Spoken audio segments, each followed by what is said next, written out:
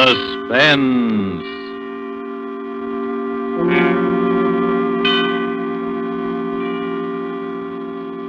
This is the Man in Black, here again to introduce Columbia's program, Suspense. Our star this evening is Miss Maureen O'Hara, whom you've seen rise to stardom in Hollywood within the short space of a year. Her performances in the 20th Century Fox production, How Green Was My Valley, then more recently in The Immortal Sergeant, and now currently in the RKO production, This Land Is Mine, have given her an enviable place in the ranks of America's new film favorites. Miss O'Hara makes her first appearance on our Suspense stage tonight as the heroine of A Study in Homicidal Mania, The White Rose Murders by Cornell Woolrich, which is tonight's tale of suspense. If you have been with us before, you will know that suspense is compounded of mystery and suspicion and dangerous adventure. In this series are tales calculated to intrigue you, to stir your nerves, to offer you a precarious situation and then withhold the solution until the last possible moment. And so it is with The White Rose Murders and the performance of Maureen O'Hara. We again hope to keep you in suspense.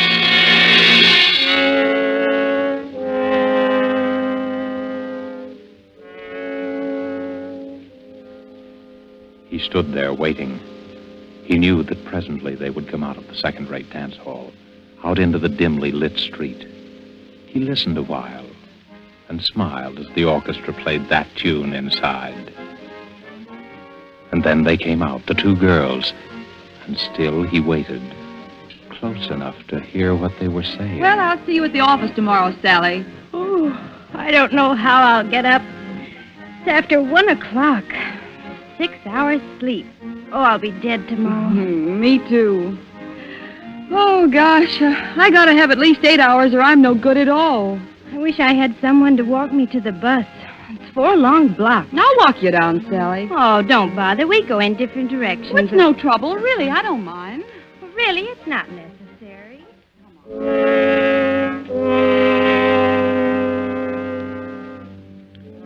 In the narrow alley that divides the dance hall from an ugly office building, he stood smiling.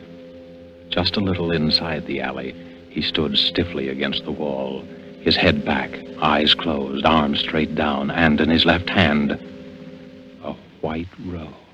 Well, all right then, Sally. Good night. Good night, Joan. See you in the morning.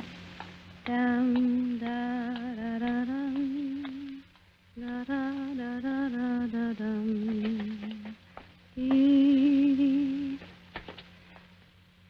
Oh, I hope I don't have to wait long for the bus. Who are you? Keep away. Keep away from me. Let me go. Let me go.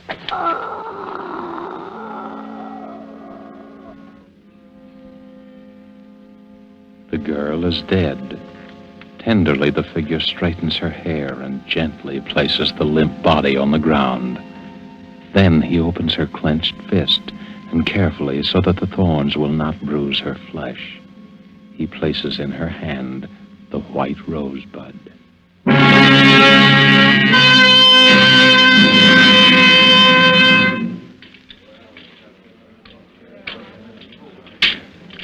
Pardon me, my good man. Is it true that you are the famous detective Terence Riley? Huh? Oh, Jenny, I didn't see you come in. Well, now that I'm here, how about offering to buy a cup of coffee for the girl you're going to marry? If you can ever get up enough nerve to ask her. Oh, it's no use, Jenny. I guess we better call it quits. I'm just a dick on the homicide squad, and that's all I'll ever be. And I'm a rich debutante. We don't belong together. Oh, you've been reading too many of those romantic stories, Terry. What is it this time? What's wrong? Yeah, they call him the White Rose Killer. He's got to be caught. There's a general demotion coming on if he isn't, and that's all I need to get back into uniform. Oh, don't worry, darling. You always look good in blue. Yeah. Just to match the way I feel. Tell me more about the White Rose Killer. What's he like? That's the stumble. He could be anybody. No one's ever seen him except the dead, and they don't talk about it afterwards. Just slips out of the shadows and kills and then slips back again. How many has he murdered? 4. He's not through yet. It's going to be one of those chain things if he's allowed to keep on. Are you sure it's always the same one? Yeah, that part of it we're sure of. It's the same touch, the same way of operating every time. How do you know that? Well, it's a rose. A white rosebud. Death rose. Puts it into each victim's hand after he kills her. Her? Yep. It's always a woman. A young woman between 19 and 23. What's behind it? Do you have any idea? Well, I'm not sure. But here's what I figured out. You know what a rose stands for. Symbolically, I mean. Why, yes, it's the flower of love. The white rose, the bud, has another meaning. Purity, loyalty, devotion, and especially it stands for a young girl. That's right. And that's about the way I see it.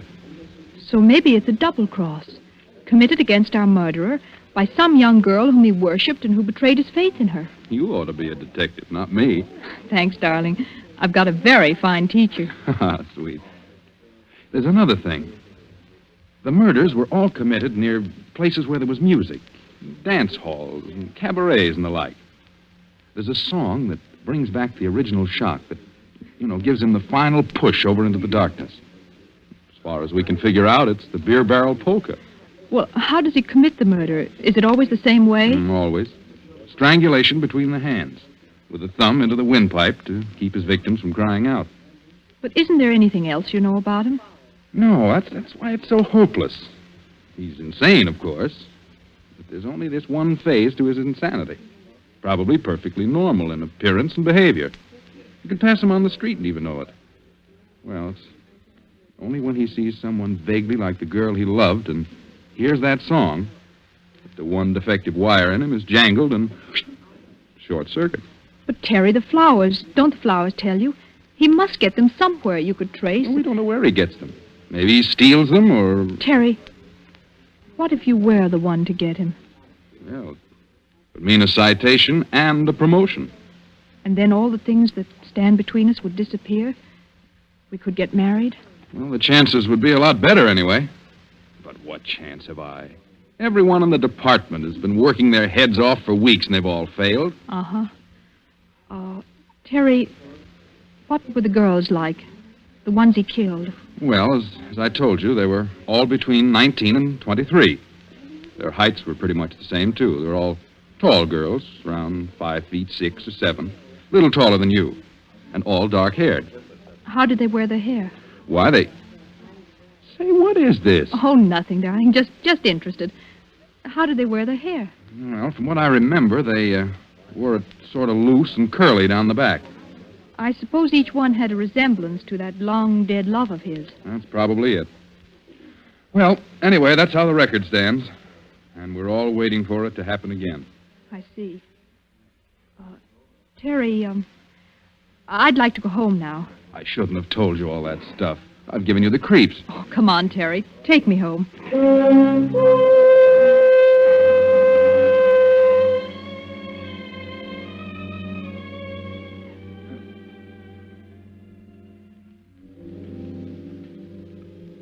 Later, Jenny stands by the window in her room, looking out, thinking. She doesn't move for a long time. Then suddenly, quickly, she goes to her closet and begins to rummage through her many pairs of shoes. Carefully, she picks one pair with 3-inch heels. 5'6" or 7. Then she walks quickly to the dresser, opens a drawer, takes out a comb, and starts redoing her hair. One loose and curly down the back. Well, here we go. Edward! Yes, miss? Is the car ready? Yes, Miss Virginia. I've been waiting for you. Let's go before Mother sees me. Your mother's been looking for you, miss. I hope you didn't tell her. No, Miss Virginia, I didn't. Good. Come on, Edward. Where do you wish to go, Miss Virginia? The Starlight Dance Hall on Grove and 2nd Street. The Starlight, miss? Yes, Edward, that's the place. I wouldn't go there unescorted if I were you, miss. It's one of the worst places in the city. Has a very bad The reputation. Starlight Dance Hall, Edwards. Very good, miss. Very good.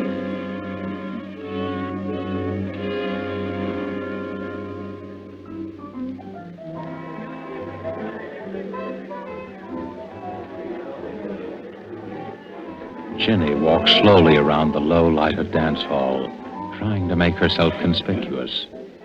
A tall figure leaning against a pillar watches her intently as he idly smokes a cigarette. He doesn't seem to belong there. His clothes don't have the nattiness of a dance lover. Ginny pauses not far from him. Deliberately, he throws his cigarette on the floor, steps on it, and slowly walks over to her.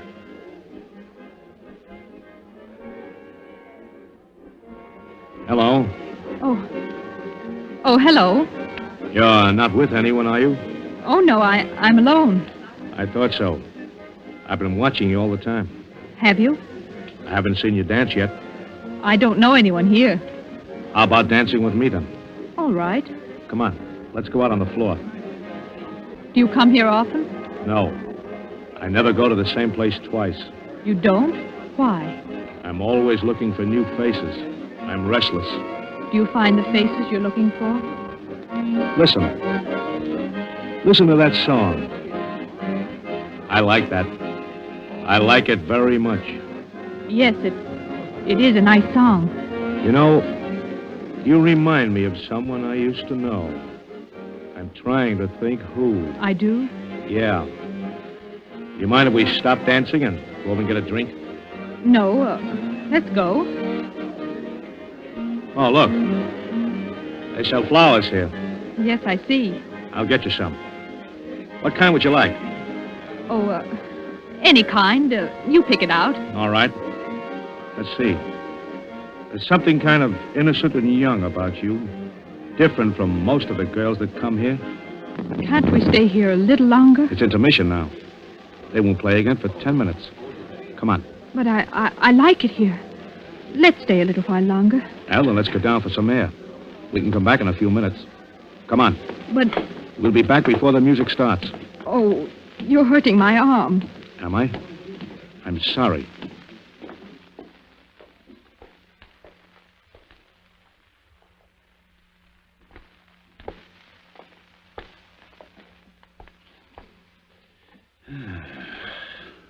Fresh air smells good, doesn't it? It's so dark here. Let's go back. You're not scared, are you? Oh, no, it's Let's walk just down that I- this alley and back. Please. No, you Let me don't. go. Oh! Thanks. That's a lovely necklace, beautiful. Why, you're just a cheap Shut up. thief. All you wanted was my necklace. So long, beautiful. Look out. What's the matter? Behind you, look. Holy. She's dead. A girl. Murdered. With a white rosebud in her hand.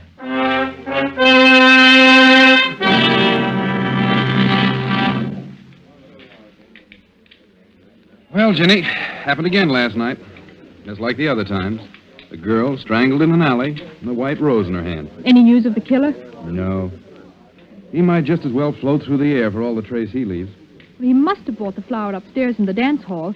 He must have been there earlier, bought it, and saved it No, until... there was only one rose sold up there all night. And to a man who had a different girl with him. We had the flower girl at... How did you know that they sold flowers there? I didn't tell you. Well, I must have read it somewhere. You couldn't have. Wasn't in any of the papers. No details were given, just the statement that an unidentified body was found. Well, I just imagined that they'd sell flowers in a place like that. Well, I'm glad you don't go near those dance halls. Why, with this nut running around Oh, loose... don't bother about that. We'd better catch this killer. And fast. Where do you get this we stuff? To hear you talk, you'd think that you were on the case, too. Wouldn't you think so? To hear me talk?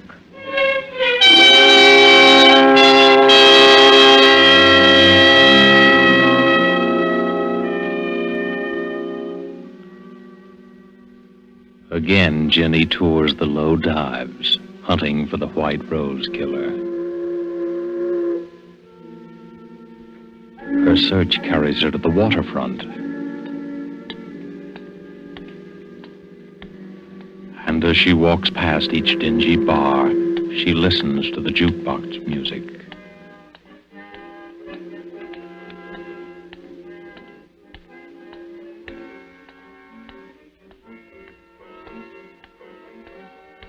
A little after midnight, she passes a dirty windowed saloon.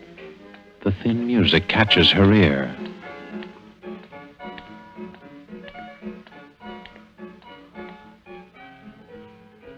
She pauses and listens, her eyes alive for some sign, some indication of the person she's looking for.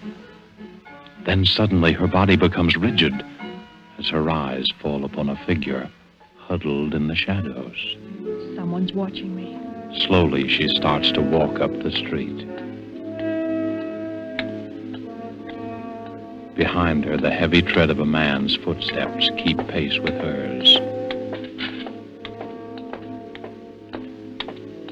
It's a quiet tread, unhurried but deliberate. For several blocks, it keeps the exact distance. Jenny starts to walk faster. I've got to know if he's really following me. The man quickens his pace.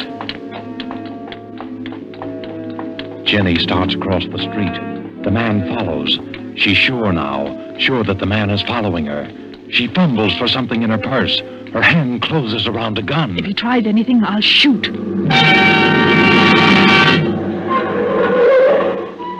You in any trouble, lady? Oh, no, officer. It's all right. You scared him away. Scared who away? Oh, just a man who wanted to bring me flowers. That's all. Well, he brought you one anyhow, lady. What do you mean? Right there on the ground, right by your feet. A white rose.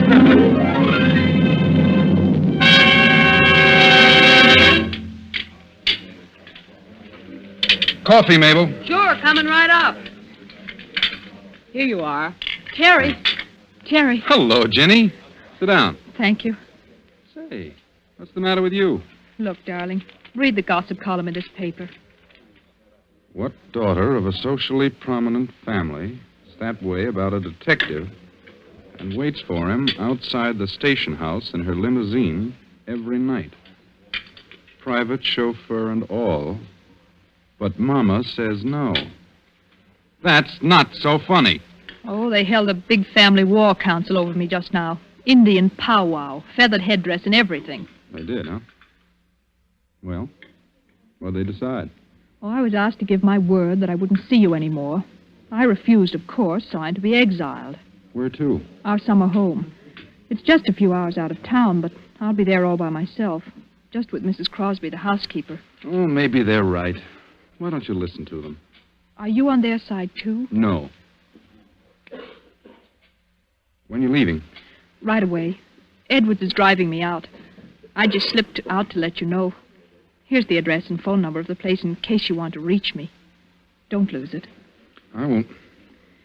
Well, what's new and exciting about the White Rose Killer? Our famous lover of flowers? We're still trying to track him down.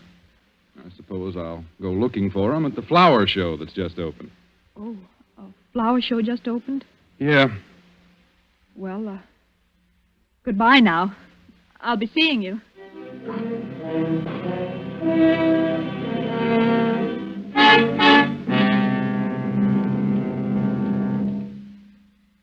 What floor is the flower show, please? 3rd floor, miss.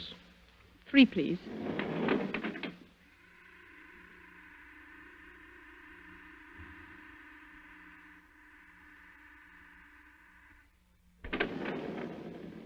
Third floor. Where's the rose display, please? To your left, over there. See where the man in the gray coat is? In the gray coat? Oh, yes, thank you.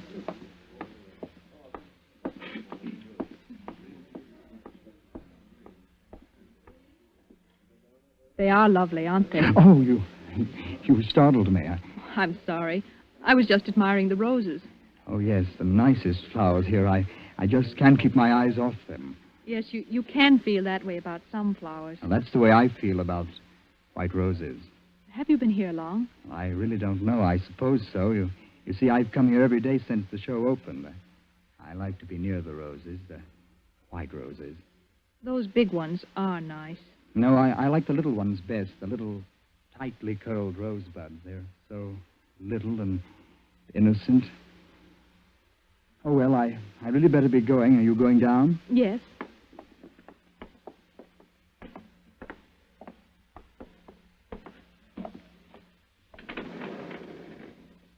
Down, please. Here, miss, I took a rose for you. Thank you. It's lovely.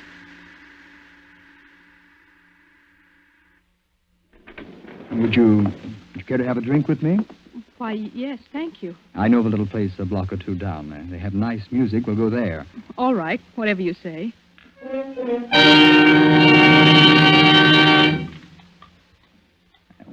This is it. Where's the music? A nickel in the jukebox does it. Any special song you'd like? No, go ahead and pick one. Okay. There we are.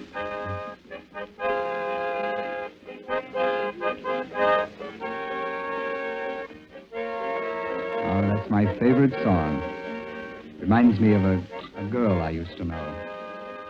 Oh, excuse me, I want to powder my nose. I'll be right back. Do you mind? No, of course not.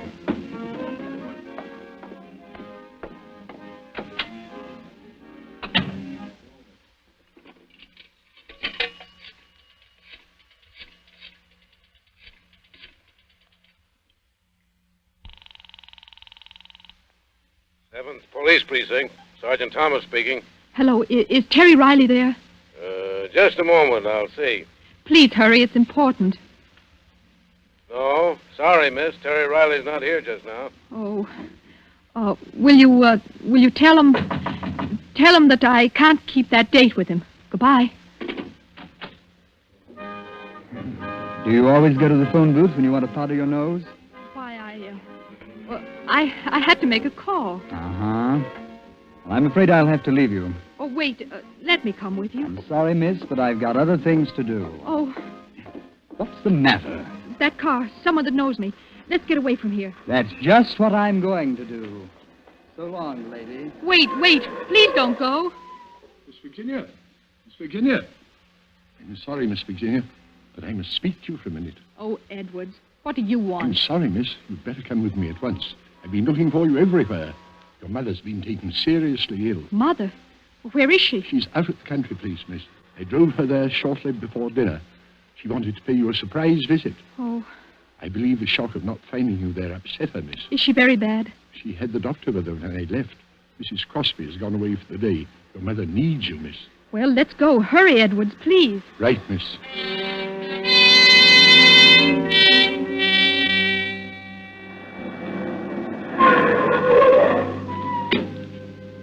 Where is Mother, Edwards? In her room, miss. You'd better hurry. Mother? Mother? It's Ginny. Is the doctor in there with you? Mother? Why, there's no one here. The room's empty. The bed hasn't been touched.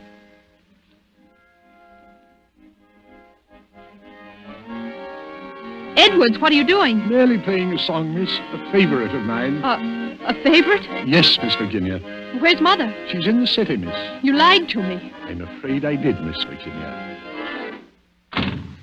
Why are you locking the door? You know why, Miss Virginia. It can't be. You're not the... The White Rose killer. But you see, I am, Miss Virginia. Driving you and your family around day after day. Sitting there right in front of you all the time. It was amusing to watch you hunting for me. Hunting for someone you saw several times a day. It can't be. You're not insane. Of course not. Who said I was? Edwards, you know I'm not the girl who betrayed you. Yes, I know that. Well, then unlock the door and let me out. Please, Edwards. I've killed 5 times. I've never regretted it. I'm going to kill you, Miss Virginia. Why, Edwards?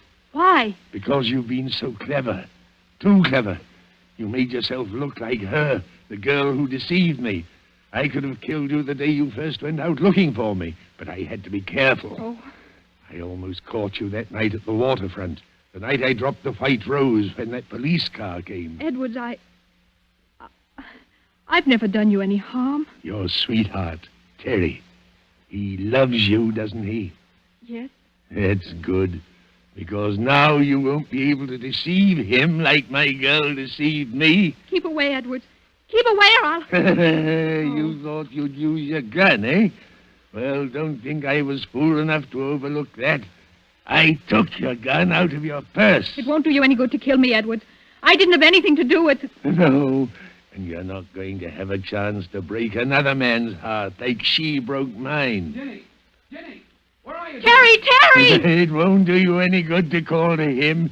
He can't get in here without breaking down the door. Keep away from me. Terry! It'll be too late then, because I'm going to kill you now. Jenny, where are Terry! Just let me get my hands on that pretty white throat. Oh, keep away. Keep away from me. Terry! Stop! Jenny, are you all right? Yes, Terry, I'm all right. Oh, take it easy. Here, sit down. Oh, Terry, I was so scared. There was nobody here but Edwards and I. How did you know where I was? Oh, it was simple. You were supposed to meet me at the coffee shop. You never broke an appointment, and when you didn't show up, I called the number you gave me. You told me the housekeeper was here all the time, and when there was no answer, I got suspicious and came down. Besides, when I got a message down at headquarters that you had to break a date with me, I knew something was wrong. Are you sure you're all right? Yes, I'm, Terry, look.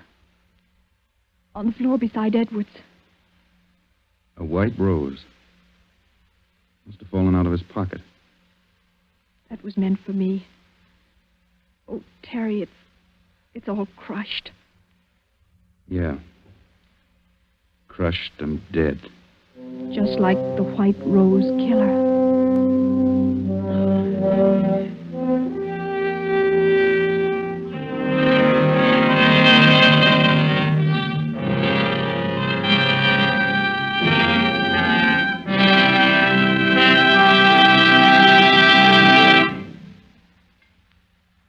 And so closes The White Rose Murders, starring Maureen O'Hara.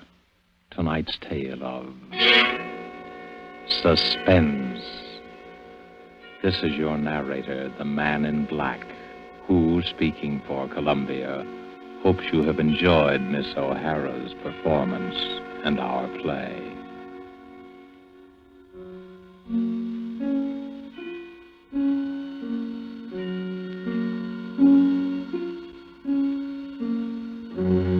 Next week, because of a special broadcast of the All-Star baseball game, Suspense will not be heard.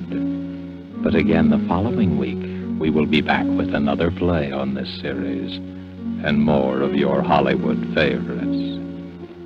The producer of these broadcasts is William Spear, who, with Ted Bliss, the director, Bernard Herrmann and Lucien Marowik, conductor and composer, and Cornell Woolrich, the author, collaborated on tonight's Suspense.